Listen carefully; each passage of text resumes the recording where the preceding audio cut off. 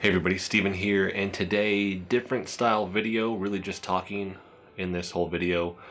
Handful of things that have been on my mind, and kind of the first thing, I actually had to write out a list, but the first thing here is a buddy that I met through content creation, Vicarious Nick. He did a video about a month ago, and I wanted to respond quicker. It's just I've been so busy with my normal job. And for those that don't know, I'm a medical exercise specialist. So we call it post rehab. I have my own studio. That is my main company. That's how I make my money.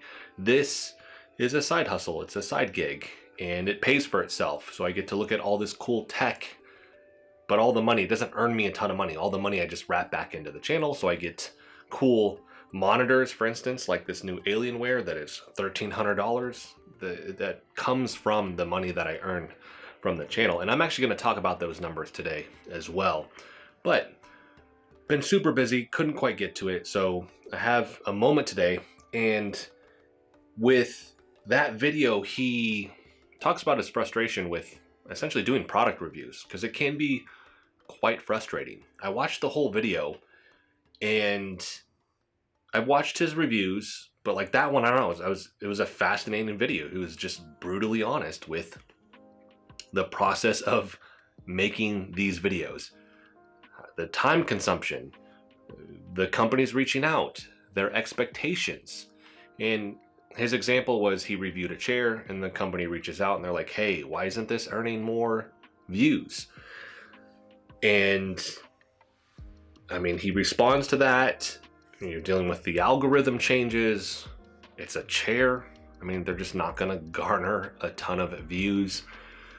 And the company had a high expectation that they were placing on him. And I know that the company's frustrated. Obviously, they're reaching out. He's frustrated.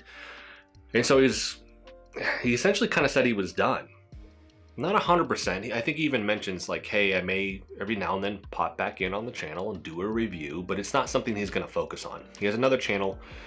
I think it's Vicarious Gaming. I'm going to have both of his channel links in the description, but he is kind of focusing on that because it's bringing him more joy. And I 100% understand that, because there are times where I just don't enjoy doing this, but a company has sent me a product and they are expecting a review. And so he's really into twisted metal. He really enjoys that. So that's where he's going to spend more of his time and his attention. He's back on Twitch. He's getting just more subs and more attention now on that. And that's really what he enjoys doing. So I get it. He's going to go where, one, the attention is, but two, where he's having more fun. I am very fortunate in this that I make good money doing what I do. I don't talk about it on the channel. I will have a link for my Instagram just so you can kind of see. I don't focus on content creation much with that, but I think I have 13, 14 certifications. The biggest ones are medical exercise specialist. I have my bachelor's degree in nutrition, but medical exercise specialist. Then the functional range conditioning certification, functional range assessment. Those are the big three that I use. I'm level 1, 2, and 3 global rehabilitation injury prevention. You got another 3 there. Dynamics, neuromuscular stabilization. I am the sports side. They have like 36 certs, but I've done their sports side. The On Academy Foundations, MoveNat level 1, MoveNat combatives. Then I did I'm parkour certified, Adapt level 1 parkour certified. Just to rattle off a handful, right? So again, I have my own studio. I'm paired with a chiropractor. That is my main focus. So I have a split schedule. So typically I train in the morning. That can range anywhere from like 9 to noon, or today I train with the client in the morning on this one. And so I was up at 4 a.m., done at 8. And then I have a break now until about 3:30. And this is where I'll really, Tuesday's my day, today's Tuesday, to focus on making content. I have this large chunk of time, so I try to shoot video. On the in-between days, I'm writing scripts. And then any fill-in period. So if I go like a normal day, Monday, Wednesday, Friday, 9 to noon, I'm back 3:30 to 7 or 8 at night. I also have a family. I have 2 kids. I have a wife. I have to train myself because I can't be out of shape doing what I do. I'm trying to figure out, I'm having a blood pressure issue that I've had, and I've had high blood pressure since high school. And it's like, all right, this is a genetic thing, but now it's like, I'm at an age figuring out medication for that. It's not something I've tried the diet and all that, and I'm still trying really hard on that end, but we just bought a sauna, 4 to 5 days on the sauna, zone conditioning work 2 days a week. I train with weights 4 to 5 days a week. Nutrition is pretty tight, but adjusting variables in that, and stress management, that's probably my biggest thing that I think is the #1 contributor. I typically deal with anxiety, right? So I'm still trying to handle all of that as well, and still do all this content creation. And with that, it can be a lot. And so I get where Nick is coming from. Like, with all of that, sometimes I'm just not that into it.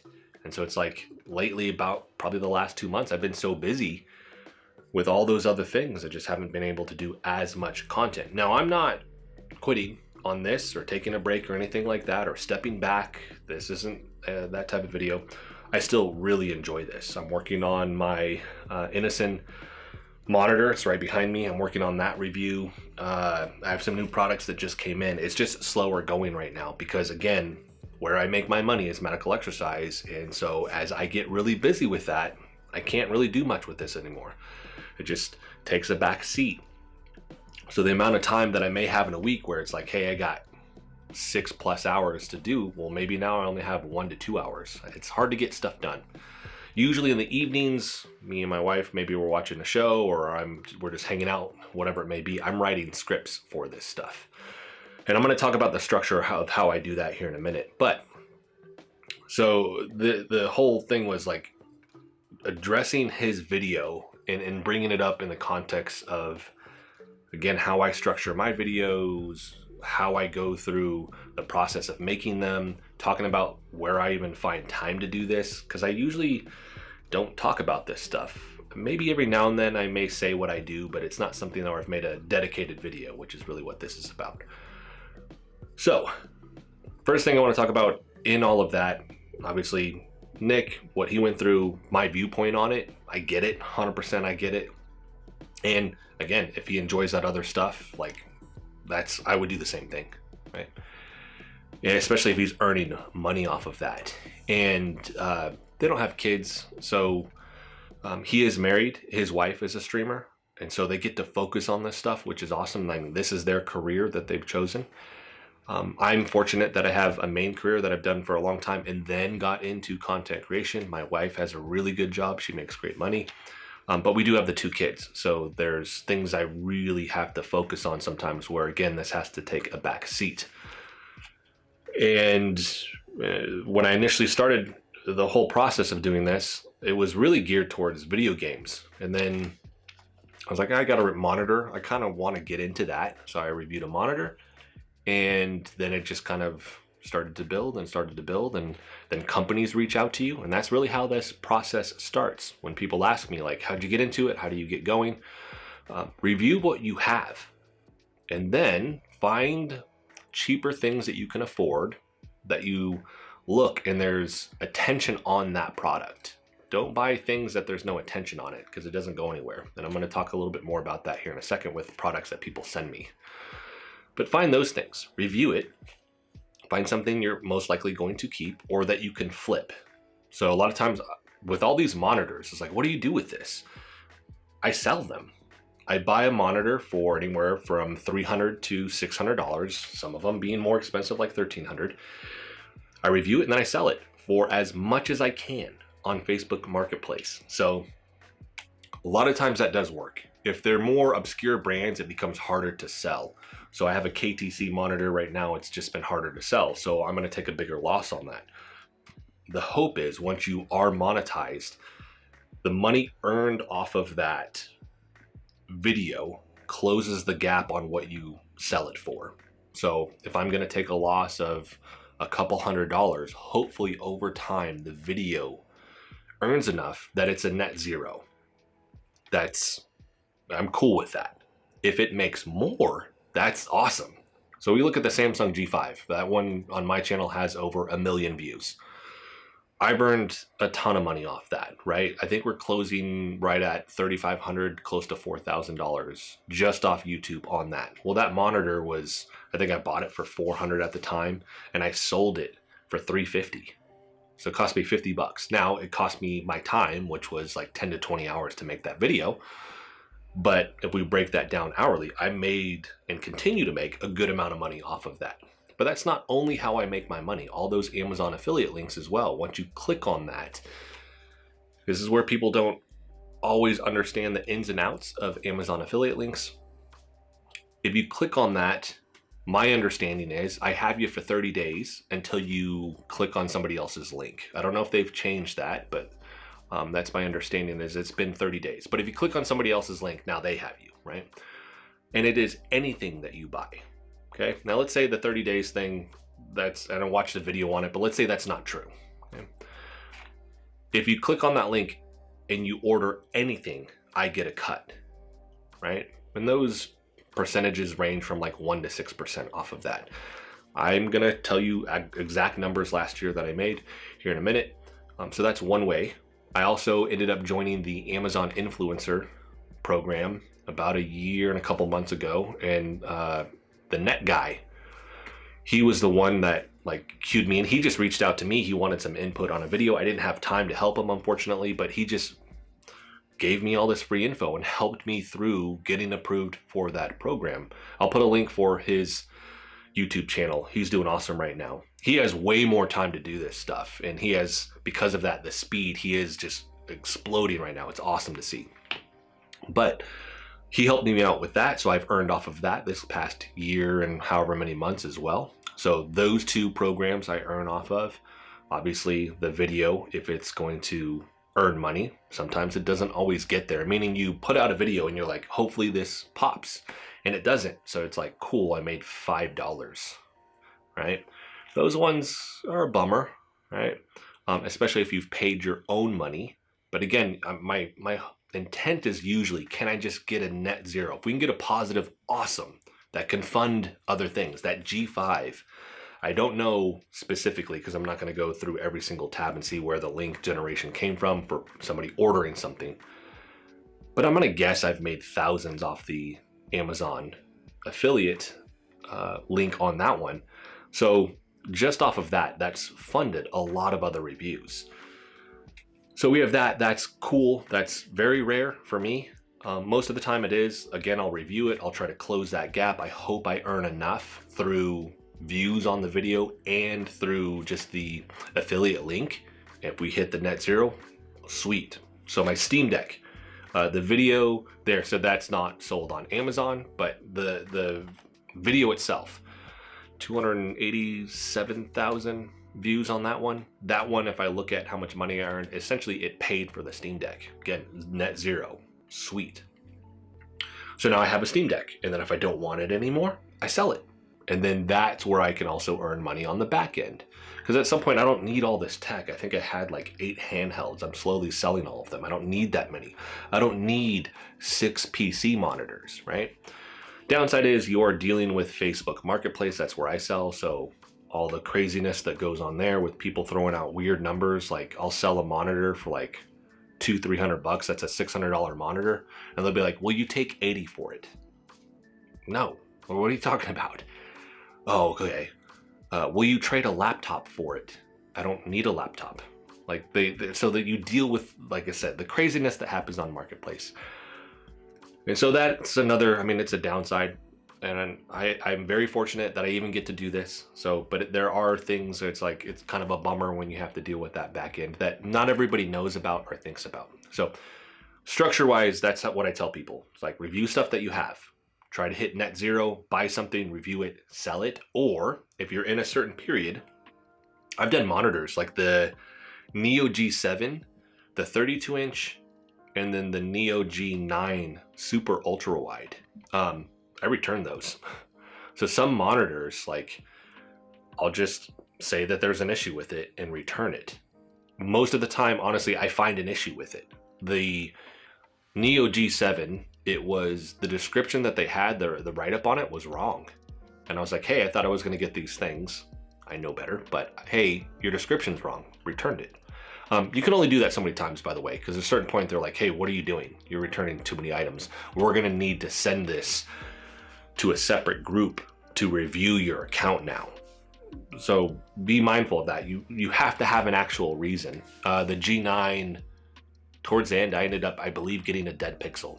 So I had a reason, right? But be mindful of that. So in some instances, I'll just return the item, get a credit, buy something else. For the things I'm not buying, because at a certain point, companies are going to offer to send you products. Initially, it's just, I'll take whatever. In the last handful of years, there's a lot of stuff I'm just like, no, I'm good. I don't want to review. I have zero interest in reviewing another light strip or like they send like wireless earbuds, but it'll be more for like calls. Like it's just like a single piece, like stuff I would never actually use. I don't have any input on that. I'm not going to be a good reviewer for that product. Kid stuff, like, no, I'm not doing that. I'm not showing my kids in videos either. And so with those, disregard a lot of products. Now, I really find the ones that I just want to review. So what will I do? I'll take those. Cool thing, I get to explore a new brand I've never tried before. And then again, I'm selling the AverMedia. I just sold the microphone arm and I'm selling the microphone. I have a Shure SM7B. I don't need 3, 4, 5 microphones and 4 or 5 microphone arms. I just sell the product. So with that, these companies are not paying me. Every now and then, I've only had it happen a couple times. They've wanted essentially the rights to the video so that they could put it on their website. They pay me $50 to $100 for the video. Cool, that's only happened a couple times. When companies want to pay you, hey, they give you a list, sign this contract, here's all our rules. Here's these 20 rules. You have to say this and mention this. And then we need to screen the videos before you post. It's like, that's not a review. You want a product overview. Now, if you want to do that and pay me, cool. It's not going to be my opinion. If you want my opinion, I can't take money. It's my opinion. Because the second I take money, you guys are going to be like, oh, we don't like that you said this or did that. I'm not doing that. So again, very rarely that they do that. Most of these companies don't even want to pay you anyways. Hey, we'll send you this free product. 99.9% of the people reaching out to smaller channels. And in that regard, I partly get it because they know they're not going to garner the same amount of views, but they're doing like a shotgun approach.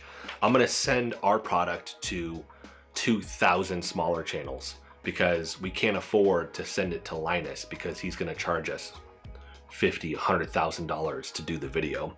And we don't have that budget, so we're not going to do it. So instead, we're just going to send free products to all these channels.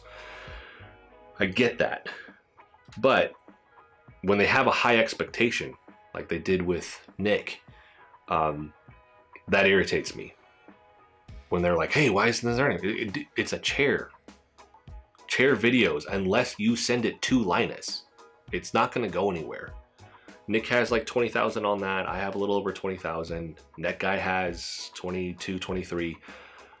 When you're looking at these, just because you have a set amount of subscribers, that doesn't mean it hits. If they don't have notifications on, it doesn't hit everybody. So the hope there is that they think, hey, you have 20-something thousand subscribers. You'll get that many views on the video. By default, no, that's not going to happen. Every now and then you hit just right? Your tags were right, thumbnail looked great, title was good, and that video happens to explode. Very rare. The algorithm has definitely changed.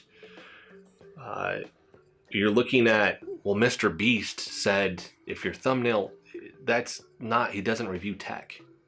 His style of videos just now in general seem to be the big craze on YouTube. The algorithm seems more fit for that style. And this is also based off what you view. I love stand-up comedy. So like a lot of you went through my stuff. It's like stand-up comedy. So it's all the comedians, their podcasts, their shorts. And then it's like Halo news, Destiny news, Subnautica stuff. And then it's Linus Tech Tips, Random Frank and then it's all the big tech stuff, right? So it's a weird mixture, but again, it's based off of what you're viewing.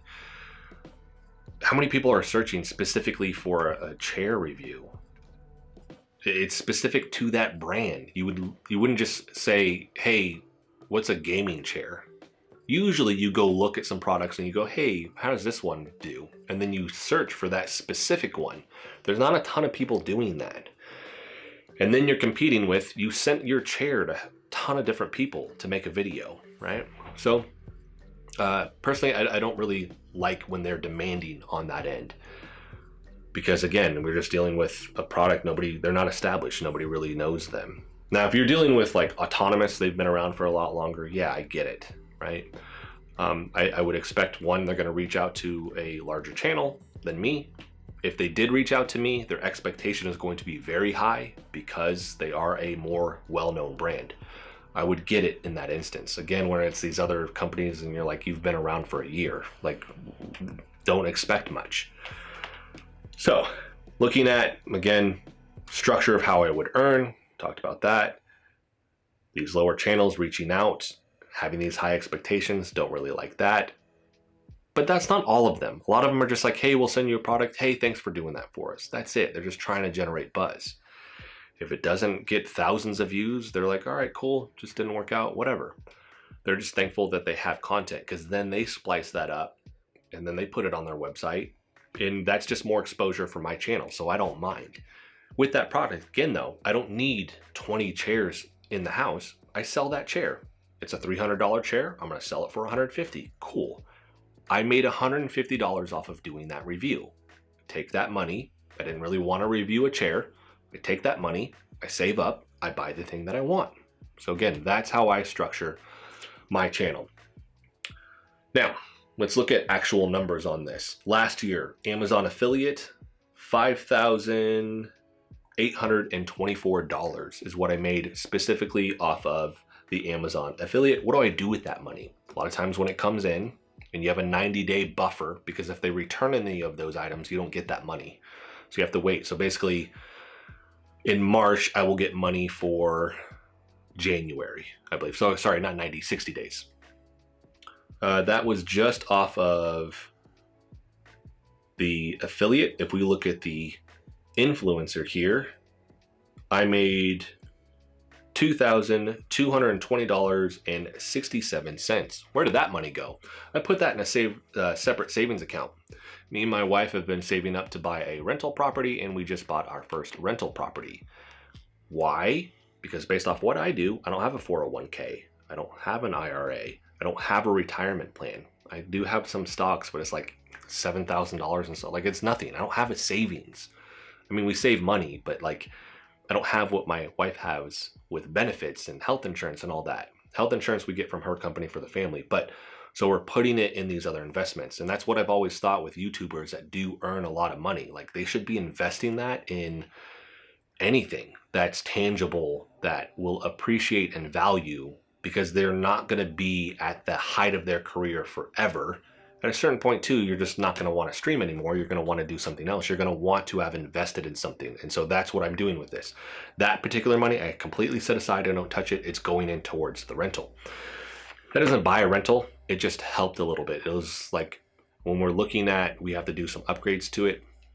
That does go into funding that a little bit. So that's what I've made off of that. So, I mean, roughly we're at what, $8,000. So that's just those two things. And then let's look at YouTube. So looking at revenue on that for last year. And of course this fluctuates, usually around Christmas when people are looking at more reviews to buy stuff, I get these large spikes. But for 2023, $7,955.66. So essentially $16,000 with all of those combined last year. That's about par. 13 to 16 is what I make. I can't survive off of that, right? Again, I mentioned it earlier. This just essentially pays for itself because I do really enjoy looking at all this cool tech and getting to explore brands I just normally wouldn't be able to explore. Because if I didn't review this stuff, I wouldn't have bought most of it, just out of sheer, I don't have the money to do it, right? And especially if it's like buy it, hang on to it for a while, then try to resell it, and there's a loss and there's no makeup for that loss. I'm just constantly losing money. At least this, again, there's the potential to earn money is the way I think about it. Downsides to YouTube. For me, it's the limited time. I don't have an editor. That would be super helpful, but I can't pay anybody. I just haven't grown enough to do that. Maybe down at the road at some point, that would be awesome. But then you have to train that person up. You're talking about paying them. It's just, I don't feel comfortable in that because I have a specific way I like to do things. And of course, you have to relinquish that at some point, but I'm just not big enough to be like, I mean, on average per month, it's $400 to $600 that I'm making. I have these larger spikes, but in general, $400 to $600. Well, what does that go to? Well, I'm still paying this off. I bought that on credit. Like, I still have to pay that off. Buy these handhelds, I have to pay that off on credit. So slowly I do, because I usually do PayPal credit. And so I can no interest for 6 months. So I have that buffer to pay it off without getting hit with fees. But an editor would be nice. Somebody to help film all the B-roll. B-roll, 2 hours of filming B-roll. Setting all this camera and light and all that other stuff up, like that takes a long time. Getting everything ready, then you're gonna have issues. I'll have issues with the camera, the battery's dead. Even though I thought it was charging, the microphone doesn't work, the lens is acting up, whatever it may be, you run into issues. So this thing, you like 5 minutes to set up. No, try 15 to 20 every single time. I just told you I'm on a time crunch too, between when I work in the morning and when I work in the evening. I also have to get in my meals and all that other stuff. Cool, distill all of it down. Hey, you got 20 minutes to film this really quick. It's just, there's never enough time to actually sink my teeth into creating content sometimes outside of days like today where it's Tuesday. It's like, all right, I got a minute. We're going to commit to this. I have everything structured out. What do I need to get done? Writing a script in the evening, recording that. I haven't talked about this yet. Every time I sit in front of this to actually record, and this is written out, I don't know what happens. I don't know if anybody else experiences this when they do content. I become dyslexic. I stutter. I jump around. Something happens when I'm reading the script. I don't know, my brain just like shuts down. So if you looked at the script, you're like, dude, 15, 20 minutes to read that. Nope, 3 to 4 hours. And then you need to edit that video. That's going to take another 3 to 4 hours. Then you need to export it. Then you need to take it over YouTube. Then you need to make the thumbnail, do all your hashtags, do your write-up. Then you need to go through the process of checking all your boxes in terms of, hey, can you monetize this? Are you going to put like end screen annotations? Are you going to put any products that you're going to tag in here? All that stuff. Then it comes out, then try and promote it on social media, everything that goes with it. There's just a lot for one person to do when you don't have a lot of time. The thing I find, and all of that to me, honestly, the voiceover work is probably the most frustrating. It's where I don't curse on the channel. I curse a ton in person. If you had a camera in here when I'm recording, like if I was streaming, you'd be like, dude, this guy's losing it. Because it is. I'm just cursing the whole time because I'm frustrated because I want it to go quick and it's not going quick.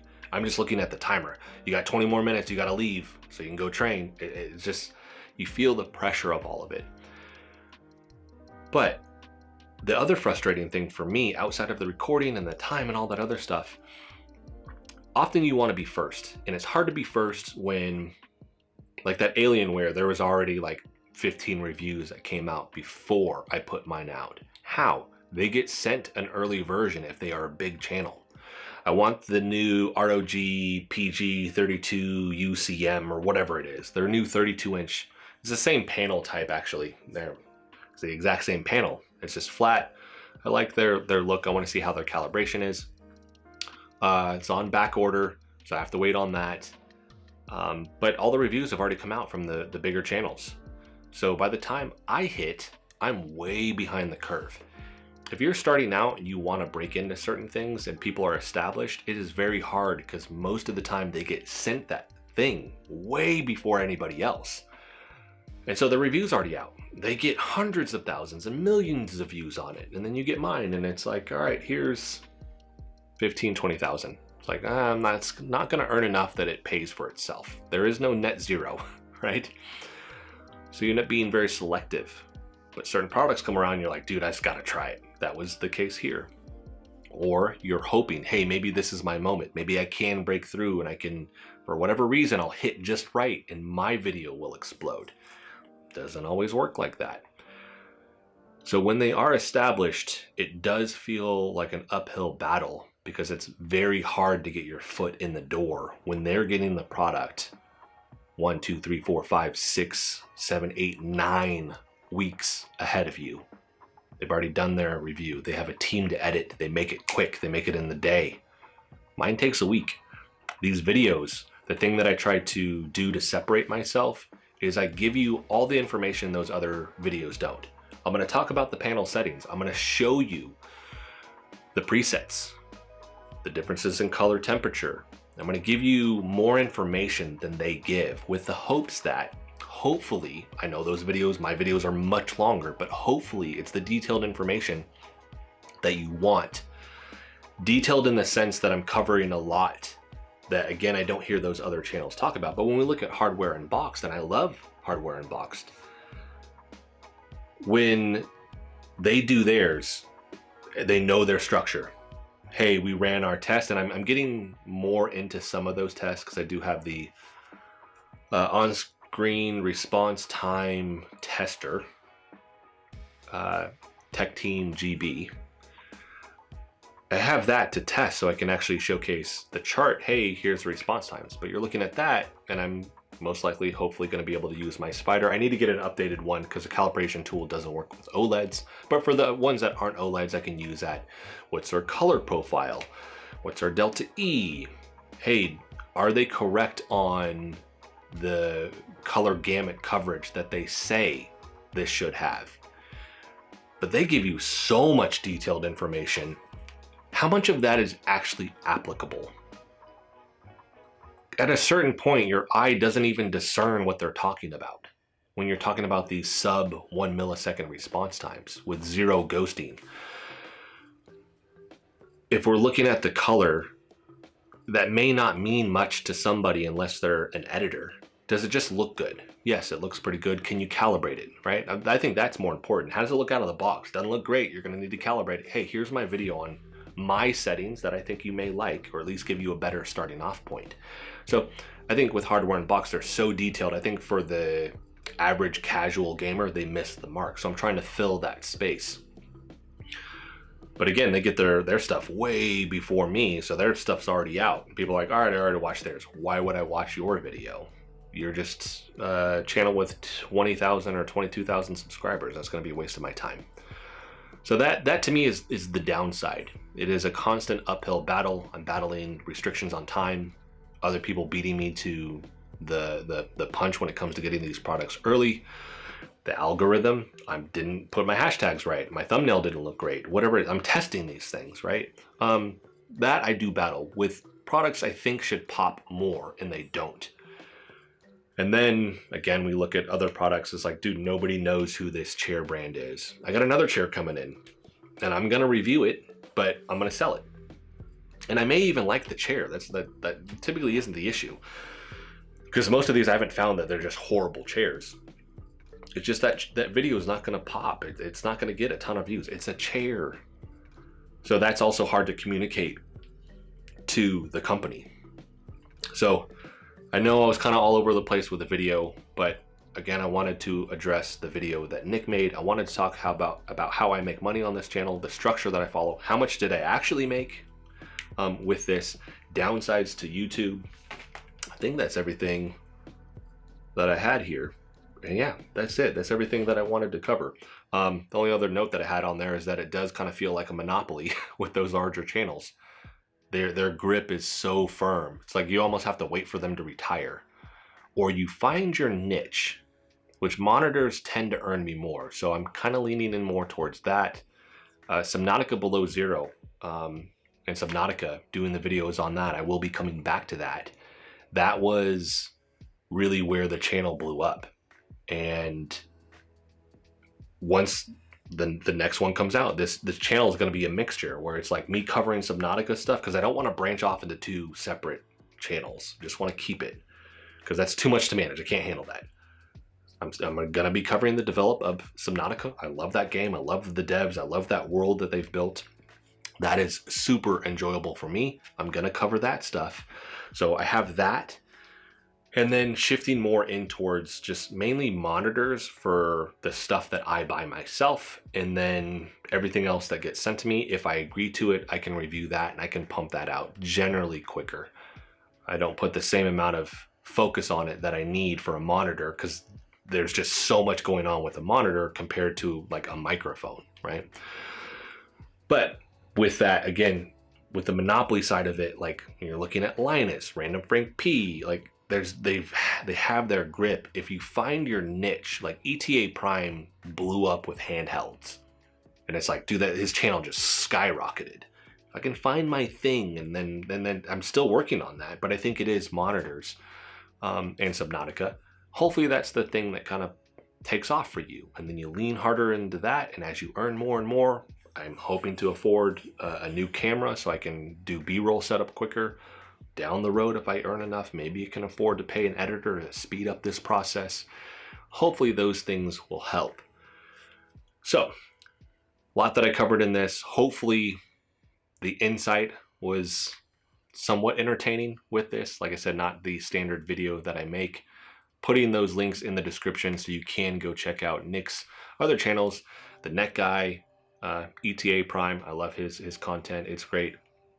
But if you guys have any questions, I don't know that you would have questions on this, I would love to hear from you. I try to respond to as many comments as I can on all of my videos and engage as much as possible. But if you have anything, let me know in the comment section. If you like the video, hit the like button for me, as it does help the channel out. If you want to continue to follow along with all of my content, the monitor reviews, and anything else that I have coming up, go ahead and hit the subscribe button for me. I would greatly appreciate that. And I will see you guys in the next video.